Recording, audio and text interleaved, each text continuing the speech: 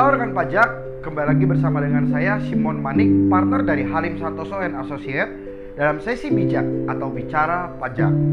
Untuk sesi kali ini, saya akan melanjutkan pembahasan berkaitan dengan perlakuan pajak dalam kegiatan PMSE sebagaimana diatur pada pasal 4 ayat 1 huruf B dalam Perpu nomor 1 tahun 2020 yang kini telah disahkan menjadi Undang-Undang nomor 2 tahun 2020. Nah, dalam Perpu nomor 1 tahun 2020 mengatur perlakuan perpajakan terkait kegiatan PMSE berupa yang pertama, pengenaan PPN atas pemanfaatan BKP tidak berwujud dan atau JKP dari luar daerah pabean di dalam daerah pabean melalui PMSE mengikuti sesuai dengan ketentuan dalam Undang-Undang PPN. Untuk mempermudah ilustrasi, saya berikan contoh. Saya berlangganan kepada suatu platform penyedia layanan streaming film yang kedudukannya di luar daerah pabean, yang dimana akan hal tersebut dikenakan PPN.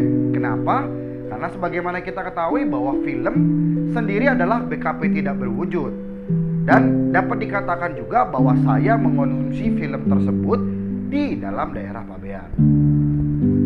Berkenaan dengan kewajiban PPN-nya dilakukan oleh pelaku usaha PMSE yang adalah pedagang luar negeri, penyedia jasa luar negeri, PPMSE luar negeri, PPMSE dalam negeri.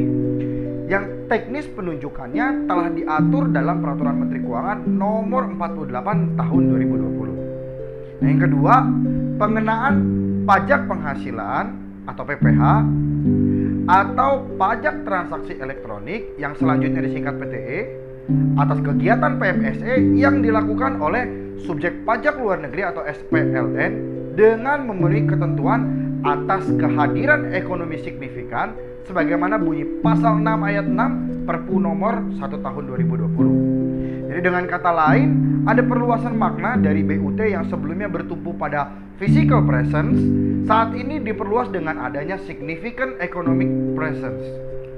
Nah, tetapi perihal kehadiran ekonomi signifikan diberikan ketentuan kriteria sesuai pasal 6 ayat 7, yaitu berupa yang pertama, memiliki peredaran bruto konsolidasi grup usaha sampai dengan jumlah tertentu. Yang kedua, penjualan di Indonesia sampai dengan jumlah tertentu. Dan atau yang ketiga, pengguna aktif media digital di Indonesia sampai dengan jumlah tertentu. Ketentuan lebih lanjut akan diatur dalam Peraturan Menteri Keuangan.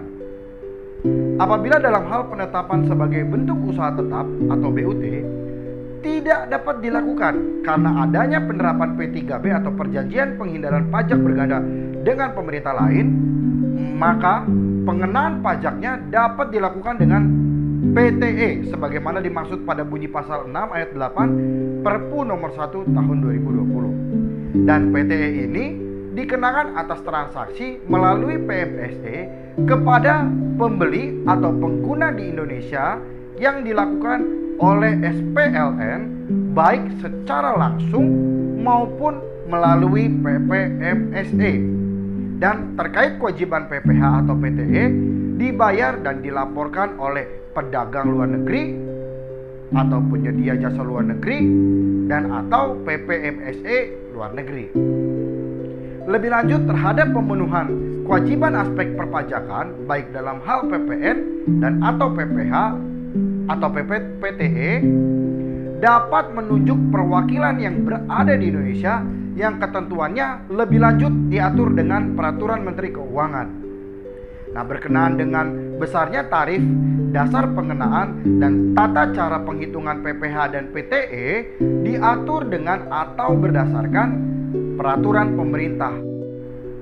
Nah, di atas itu semua terdapat konsekuensi hukum dalam bentuk sanksi administrasi sesuai dengan Undang-Undang KUP terhadap pedagang luar negeri, penyedia jasa luar negeri, PPMSE luar negeri, dan atau PPMSE dalam negeri yang tidak memenuhi kewajiban perpajakannya sebagaimana yang telah diatur dalam Perpu nomor 1 tahun 2020. Nah, selain sanksi administrasi, juga terdapat sanksi lain, yaitu berupa pemutusan akses setelah diberi teguran.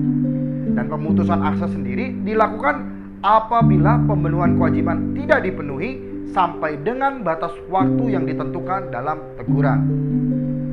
Pemutusan akses dilakukan oleh menteri terkait dalam hal bidang komunikasi dan informatika berdasarkan permintaan Menteri Keuangan tentunya. Dan ketentuan teknisnya diatur sesuai dengan ketentuan perundang-undangan di bidang informasi dan transaksi elektronik. Lalu ketentuan lebih lanjut mengenai pemberian teguran dan permintaan pemutusan akses diatur dengan peraturan Menteri Keuangan.